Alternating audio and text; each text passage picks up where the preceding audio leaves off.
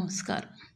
ज्या गोष्टी आज तुम्हाला वेदना देतात, त्याच गोष्टी उद्या तुम्हाला मजबूत बनवतात.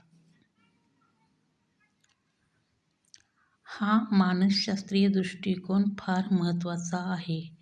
माणसाचं मन दुःख, वेदना, अपयश किंवा नकारात्मक अनुभव यांना जरी नाकारत असलं तरी ते अनुभव त्याच्या मानसिक विकासासाठी खूप उपयोगी ठरतात.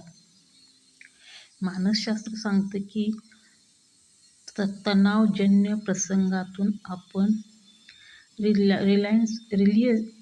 रिलियन्समध्ये म्हणजेच प्रतिकार शक्ती विकसित करतो.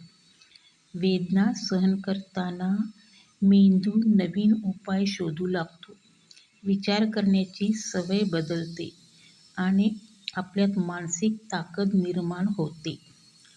आज ज्या गोष्टीमुळे आपलं मन तुटतं तेच अनुभव उद्या जीवनातील आव्हानाला सामोरे जाताना आधार ठरतात.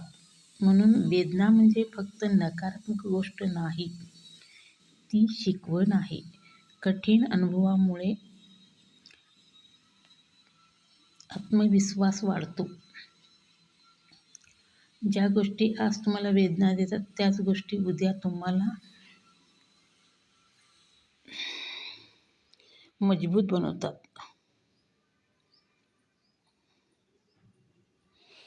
हीच तर आपल्या जीवनाची व्याख्या आहे.